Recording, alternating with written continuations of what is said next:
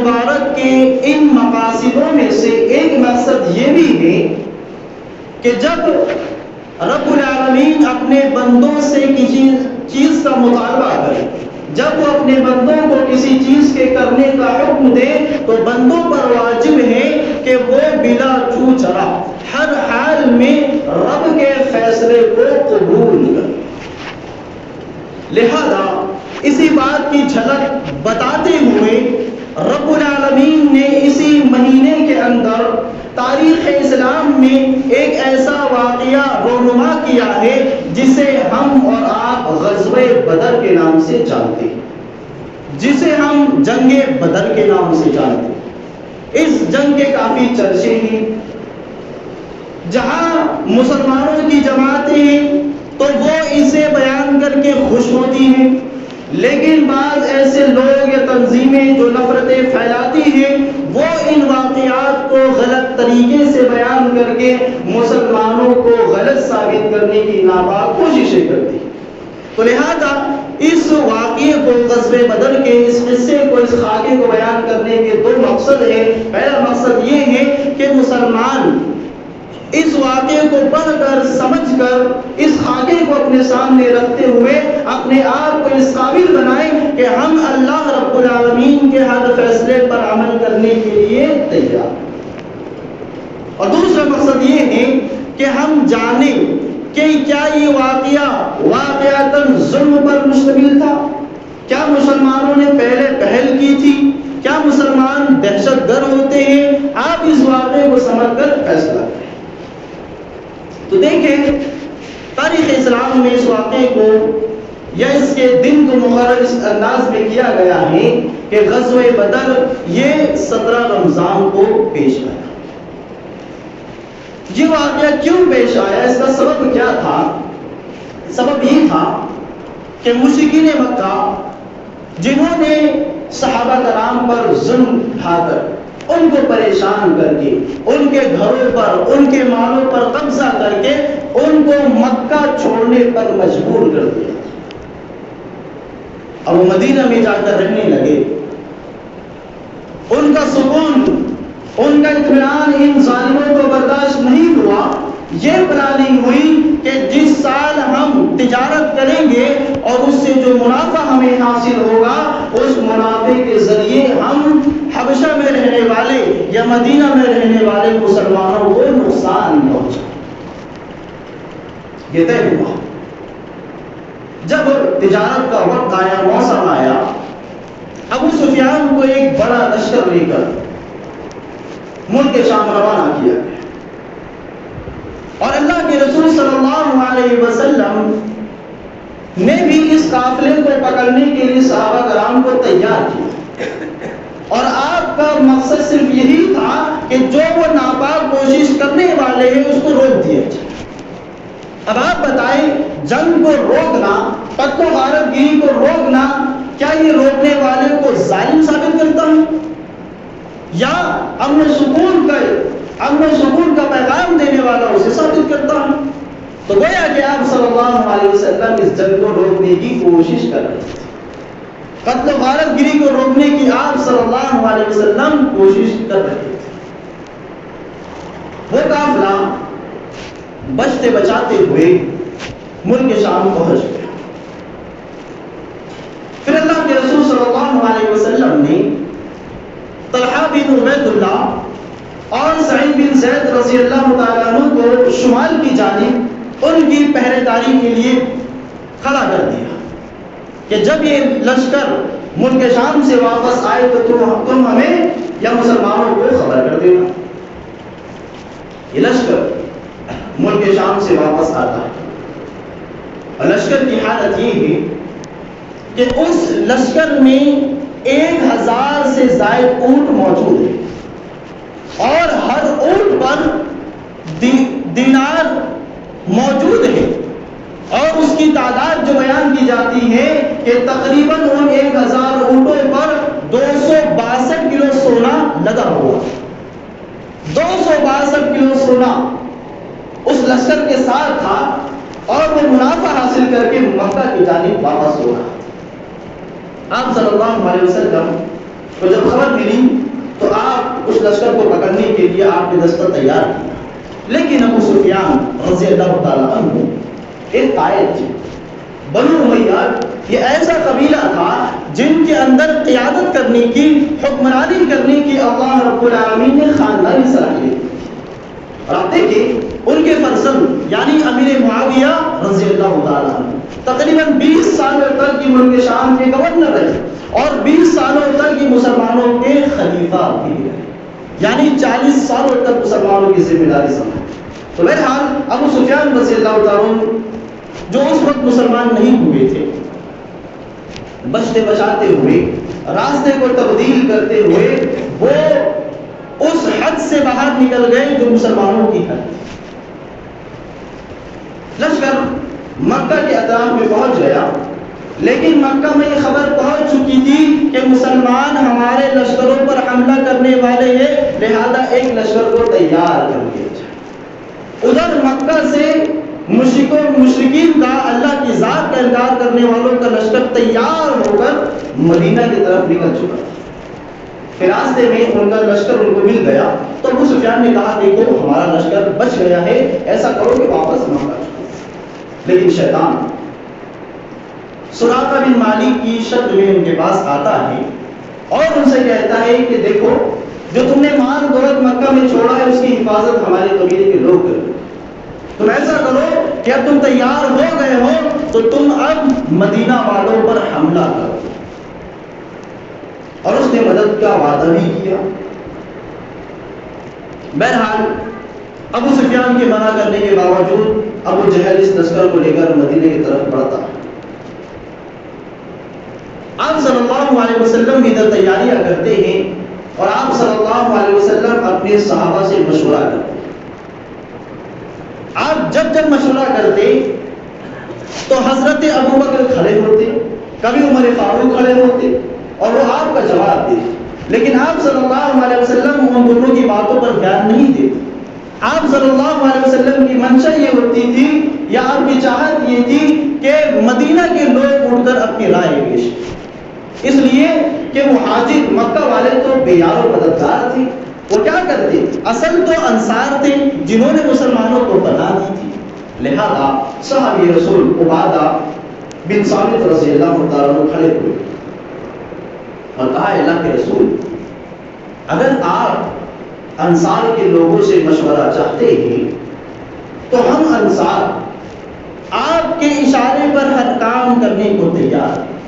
اگر آپ ہمیں کہیں کہ سمندروں میں کود جاؤ تو ہم آپ کے اس حکم پر اپنے آپ کو سمندروں میں گرانے کے لیے یا ہم سمندر میں کودنے کے لیے بھی تیار ہیں. اور آپ کہیں کہ ہم اپنی تلواروں کو برق ایمان تک آپ کے ساتھ آپ کے ہمراہ لے کر چلے تو ہم یہ کرنے کے لیے بھی تیار ہیں. دوسرے انصاری صحابی مقداد بن اسود رضی اللہ تعالیٰ عنہ کھڑے ہوئے اور کہا اللہ کے رسول صلی اللہ علیہ وسلم ہم بنی اسرائیل کی طرح نہیں ہیں کہ جنہوں نے موسیٰ علیہ السلام سے کہا تھا کہ جاؤ تم اور تمہارا رب مل کر قتال کرے، ہم یہاں پر بیٹھے رہیں. تو ہم آپ کو یہ جملے ایسی باتیں نہیں کہنے والے ہیں تو موسیٰ علیہ السلام نے ان کی قوم سے کہا تھا یا اپنے نبی سے کہا تھا ہم ہر حال میں آپ کا ساتھ دینے کے لیے تیار. آپ صلی اللہ علیہ وسلم کی تیاریاں ہیں. مسلمانوں کا لشکر یہ ہے، مسلمانوں کی تعداد 313 یا 319 ہے. علماء کے اختلاف ہے لیکن عوام کے اندر امت میں یہ بات زیادہ مشہور ہو گئی کہ مسلمانوں کی تعداد 313 تھی. 2 گھوڑے مسلمانوں کے پاس موجود ہیں، 70 اونٹ ہیں اور تقریباً 82 یا 85 وہ صحابہ ہیں جو مہاجر ہیں، ہجرت کر کے مدینہ آئے ہوئے. اور اس کے علاوہ جتنے بھی ہیں سب مدینہ کے انصار صحابہ ہیں. اب انصار میں بھی 2 قبیلے تھے، قبیلہ اوس اور قبیلہ خزرج. قبیلہ اوس کے تقریباً 61 صحابہ کرام اس میں شامل تھے اور قبیلہ خزرج کے 170 صحابہ اس تعداد میں شامل تھے. سواروں کی حالت یہ، عبداللہ بن مسعود رضی اللہ تعالیٰ عنہ کہتے ہیں کہ ایک اونٹ پر 3 صحابہ کرام سواریاں کرتے تھے. فردن کسی کے پاس سواری موجود نہیں تھی باہر نکلنے کے لیے، بدر کے میدان تک جانے کے لیے. تو ایسا ہوا، فیصلہ یہ ہوا کہ ایک اونٹ پر 3 صحابہ سوار ہوتے. پہلے ایک سوار ہوتا، 2 پیدل چلتے تھے. 2 خوش نصیب صحابی کو یہ شک ملا کہ ان کا حصہ محمد رسول اللہ صلی اللہ علیہ وسلم کے ساتھ. ابو بکر رضی اللہ تعالی عنہ اور حضرت علی ابن ابی طالب رضی اللہ تعالی عنہ آپ صلی اللہ علیہ وسلم کے ساتھ اس سواری پر شریک ہوئے. تو آپ سوار رہے، 2 صحابی پیدل چلتے. جب آپ کے یعنی کہ محمد رسول اللہ صلی اللہ علیہ وسلم کے پیدل چلنے کی باری آتی تو دونوں صحابہ مارے شرم کی کہ آپ تو امام الانبیاء ہیں، آپ تو نبیوں کے سردار ہیں، ہم یہ کیسے گوارا کر سکتے ہیں کہ آپ پیدل چلے اور ہم سوار رہے.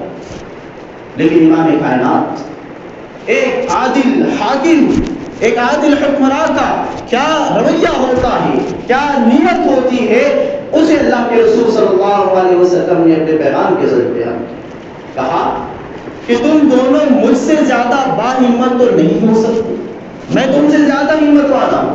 70 مردوں کی قوت اور ہمت اللہ رب العالمین نے محمد رسول اللہ صلی اللہ علیہ وسلم کو دی. تو ہمت تو میں تو میرا مقابلہ نہیں کر سکتی.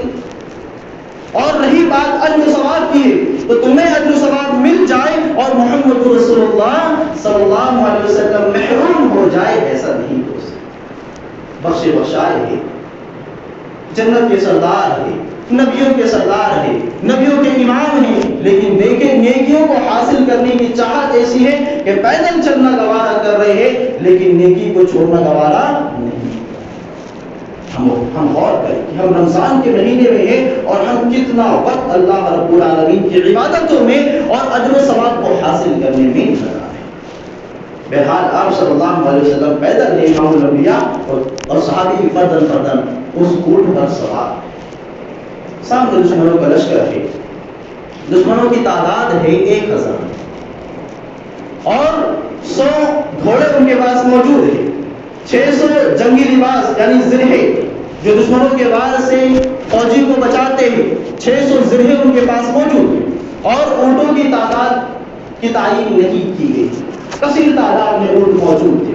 اور بتایا معاملہ یہ تھا کہ اپنے کھانے کے لیے وہ لوگ دن میں 9 سے 10 اونٹوں کو ذبح کیا کرتے. مسلمانوں کے پاس 70 اونٹ ہے اور سامنے دشمن ایسا ہے جو دن میں کھانے کے لیے 10 اونٹوں کو اپنے ہاتھوں سے ذبح کرتے. اور اس لشکر کا کمانڈر جو تھا وہ ابو جہل تھا. آپ صلی اللہ علیہ وسلم کی تائید اللہ رب العالمین کے انداز سے کی کہ جنگ کے عین پہلے ہی اللہ رب العالمین نے بارش نازل فرمائی. اور بارش جب نازل ہوئی تو جو دشمنوں کا علاقہ تھا وہ کیچڑ والا ہو گیا، پھسلن والا بن گیا. اور جو مسلمانوں کا جو علاقہ تھا، جہاں دھول تھی، مٹی تھی، جہاں دبدبی زمین تھی، اس پانی کی وجہ سے اللہ رب العالمین نے مسلمانوں کی مدد کرتے ہوئے اس زمین کو ہموار کر کے مضبوط کیا. جنگ سے پہلے آپ صلی اللہ علیہ وسلم نے اپنے رب کی بارگاہ میں دعا کی، رب سے دعا فرمائی اور کہا اللہم انجز ما وعدتنی وآتی ما وعدتنی اللہم ان تهلك هذه العصابہ لا تعبد في الارض.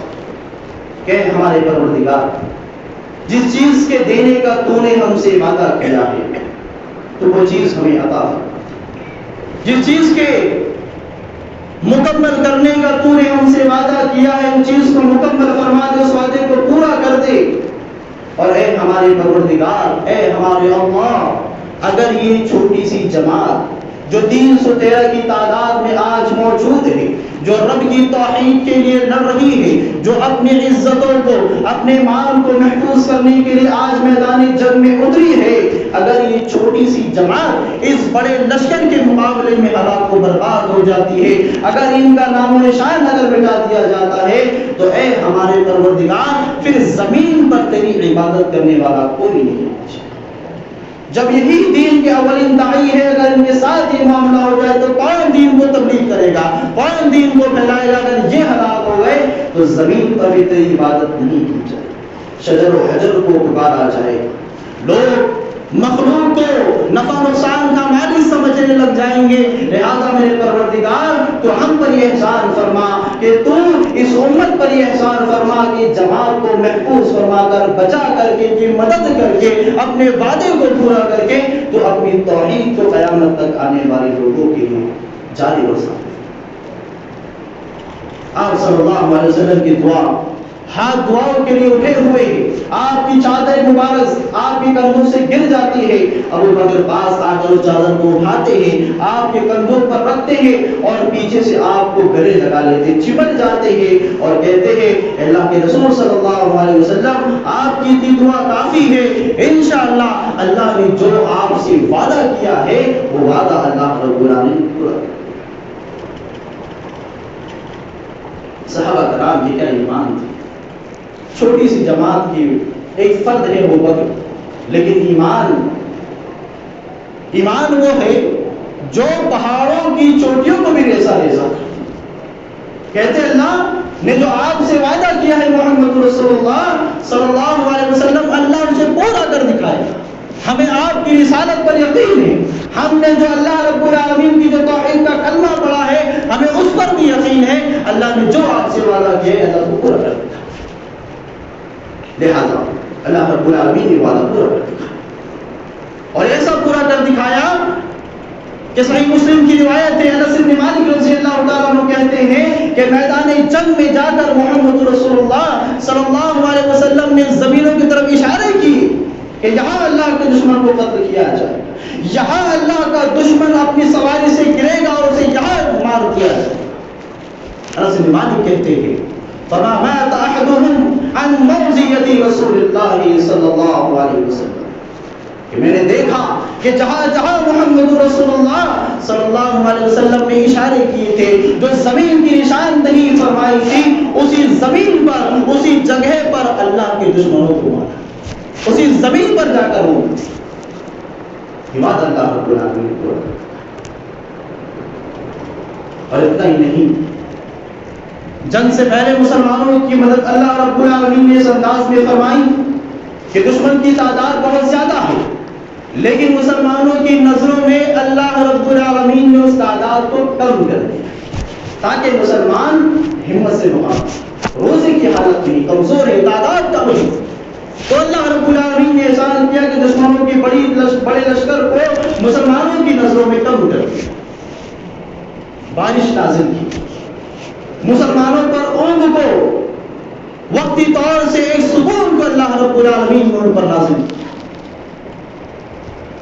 اور اتنا ہی نہیں، ہزاروں کی تعداد میں فرشتوں کو مسلمانوں کی نصرت و تائید کے لیے نازل کیا کہ مسلمانوں تم کمزور نہ سمجھو، اگر تم نے ہمت دکھائی ہے تو عرش والا رب تمہارے پاس ایسی مخلوق کو نازل فرمائے گا جو رب کی نافرمانی نہیں کرتی۔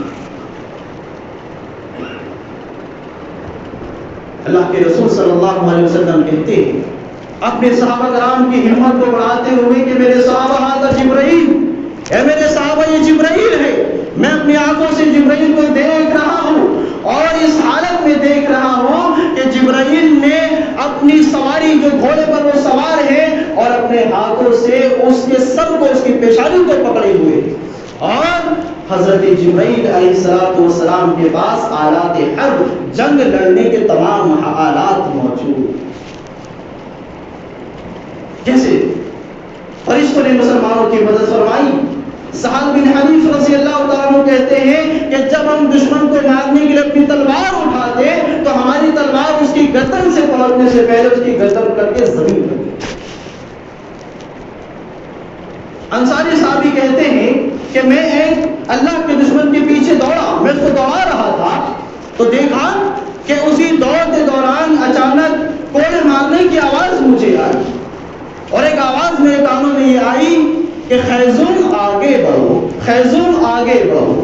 یہ فرشتے تھے جو اس کو کوڑے مار رہے تھے، اور خیزوم یہ فرشتے کے گھوڑے کا نام تھا، سواری کا نام تھا۔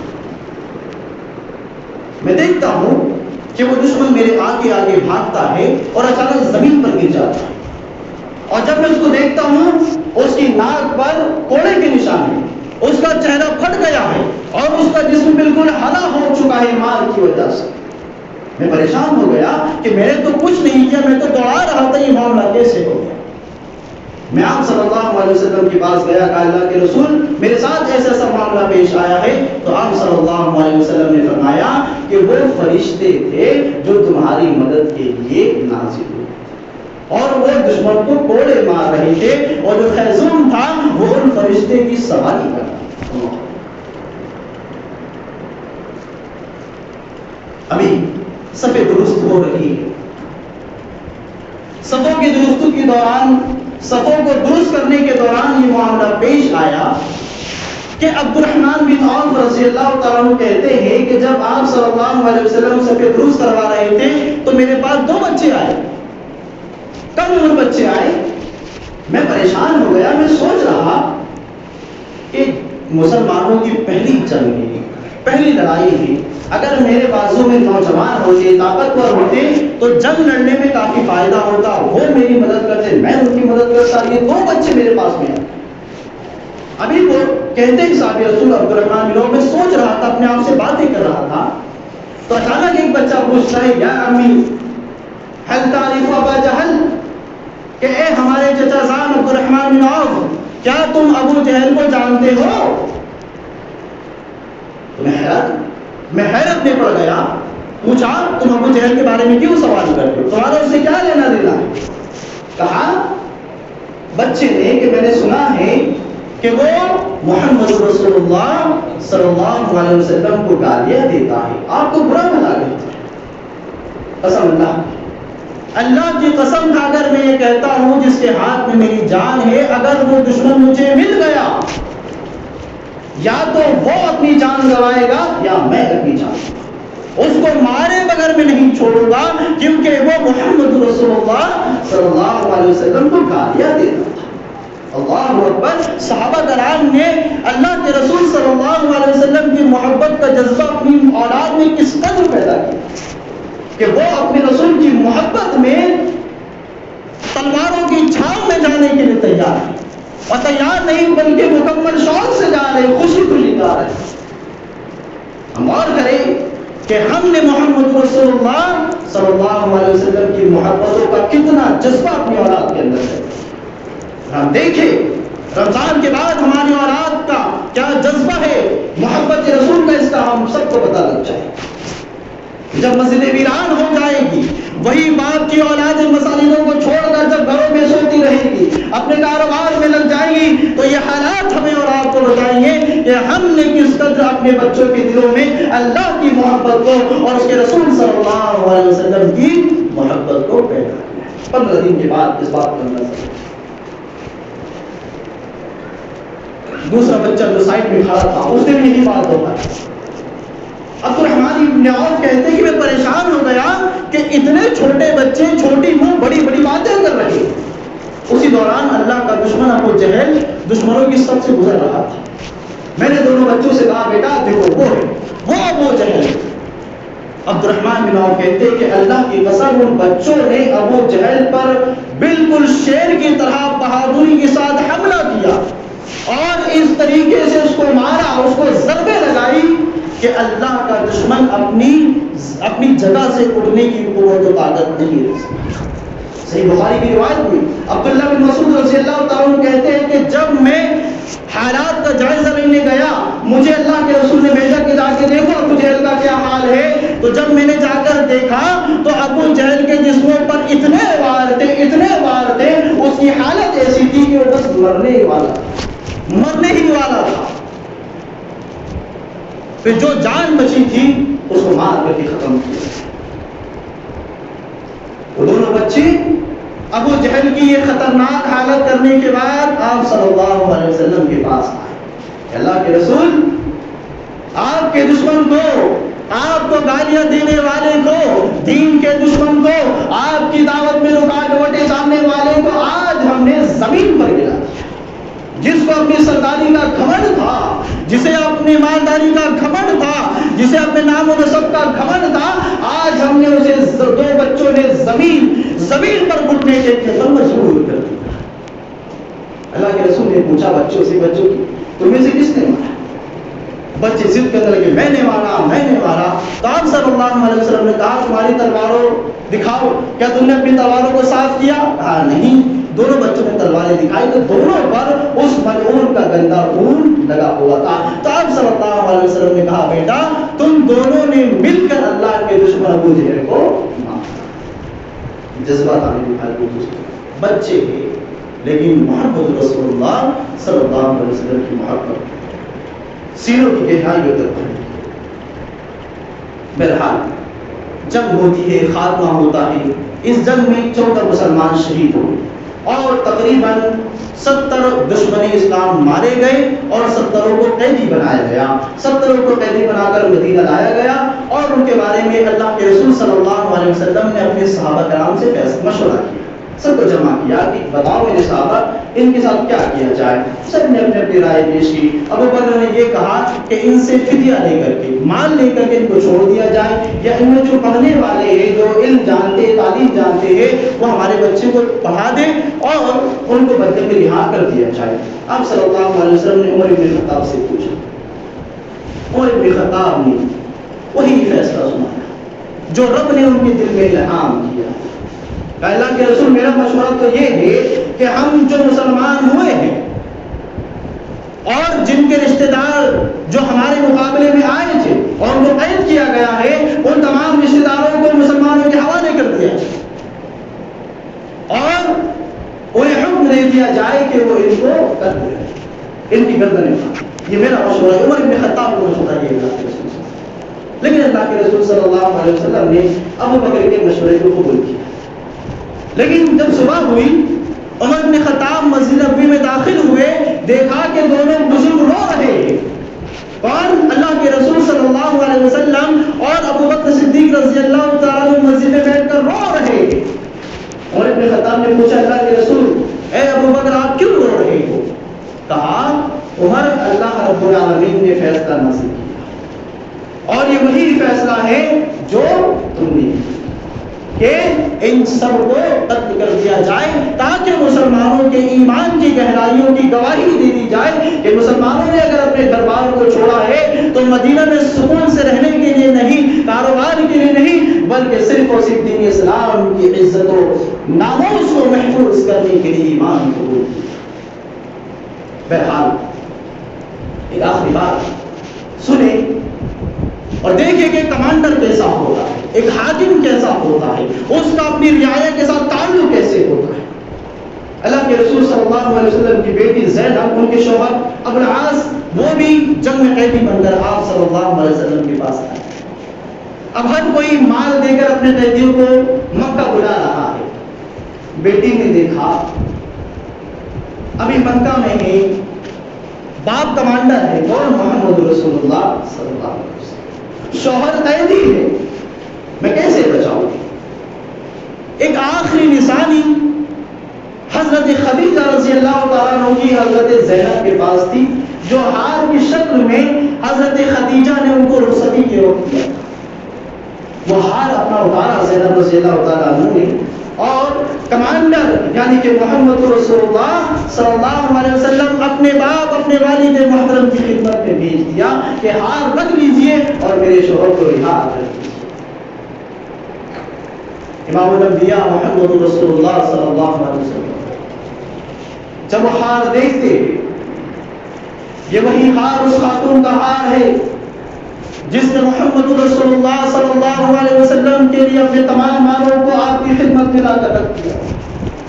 یہ وہ خدیجہ ہے کہ جب محمد رسول اللہ صلی اللہ علیہ وسلم کی تمام لوگ مخالفتیں کر رہے تھے، تنہا یہ کمزور خاتون ایک عورت ہونے کے ناطے محمد رسول اللہ صلی اللہ علیہ وسلم کو دلاسا دی۔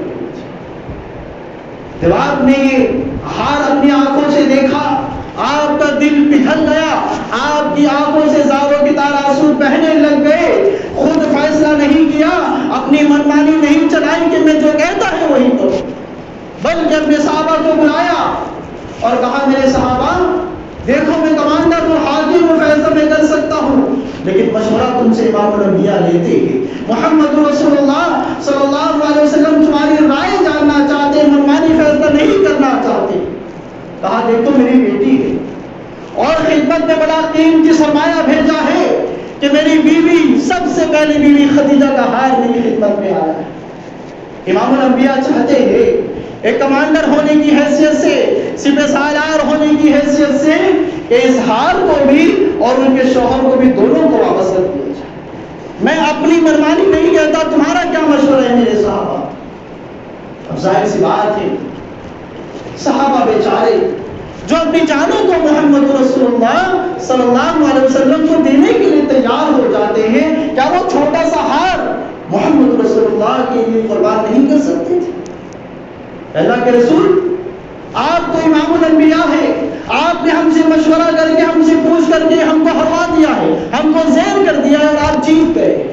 معلوم یہ ہوا کہ عوام سے مشورہ کرنا یہ حاکم کی، یہ ذمہ دار کی ذلت کا باعث نہیں بلکہ ان کی عزت کا سبب ہے کہ اگر ذمہ داران اپنے ماتحتوں سے مشورہ کریں تو یہ مزید ان کے احترام کو عوام کی نظروں میں بڑھاتا ہے، یہ واقعہ ہمیں اور آپ کو دست دیتا ہے۔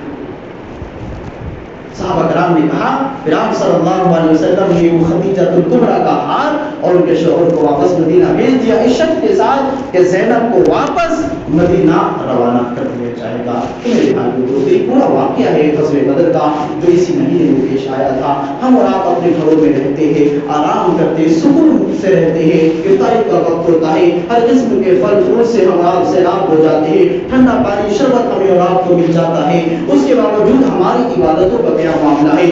دوسری طرف صحابہ کرام ہے، کھانے کو ساز و سامان نہیں ہے، چلنے کو سواری نہیں ہے، رمضان مبارک کا مہینہ ہے، رب کا فرمان یہ ہے کہ اب جنگ کرنا ہے، اس کے باوجود صحابہ کرام اپنے ایمان کی گواہی دیتے ہوئے اللہ رب العالمین کے حکم کو مان لیتے ہیں۔